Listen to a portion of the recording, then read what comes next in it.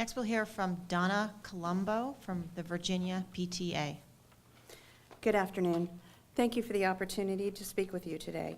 My name is Donna Colombo, and I am the president-elect for Virginia PTA, and more importantly, a mother and a grandmother of public school students.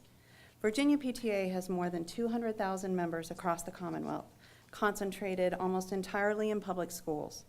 Our primary goal is to build educated and engaged families so that they may build productive and strong relationships with their schools. As we work to build and strengthen those relationships, we must first begin the process of understanding each other's needs and how we can support those needs. Above all else, parents want to know that their students are going to be safe when they drop them off at school. The tragedies in schools around the country have our PTAs having hard and important conversations about school safety. Associations like ours are taking the lead on initiatives to guarantee that each student is returned safely at the end of their school day. Teachers, parents, administrators, law enforcement, legislators, community members, we have all had enough and we are looking for answers. Here's what we know. Guns have no place in schools. Access to firearms is a problem.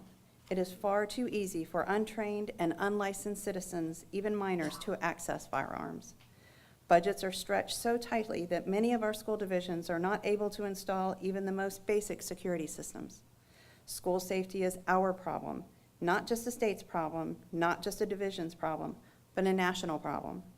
We do not need to make fortresses out of our schools. We need to guarantee that every school is able to fund and install state-of-the-art security at each entrance and exit, or even just locks on every door. PTAs are digging in to help fund even basic safety measures, because often our localities cannot. The responsibility to fund proper safety equipment falls squarely on our state and federal government. We do not need to harden our schools. We need to strengthen the support systems for students and families. We do not need to add more officers. We need to add more guidance counselors. Every year, our schools are forced to do more with less, so students in need of emotional support go unnoticed. Every year, more school nurses are cut, and we fail as a community, as a nation, to reach our most precious members of our society, our children.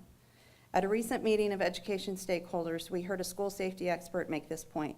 We must address both sides of violence, access, and motive. Trying to solve one or the other just won't work. Guaranteeing a safe and nonviolent environment for a student is something on which we can all agree. And if you haven't heard anything else, please hear these points on access and motive. We must address the issues of access to guns in our country. We must demand universal background checks and licenses to purchase all firearms. We must reenact a federal ban on assault rifles. We must address the issue of motive in our country. We must prioritize mental health education, early intervention, and funding for services and personnel. We must provide resources to build mental and behavioral health system capacity within schools and communities to ensure students can receive a proactive continuum of behavioral and mental health services.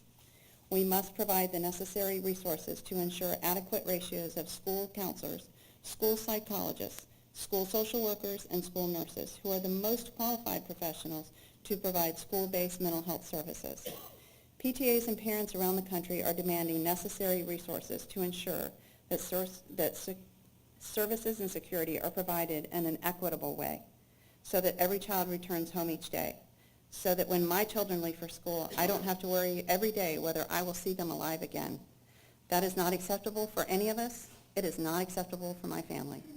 PTAs and parents around the country want you to know that this is the most important thing that we can do right now together.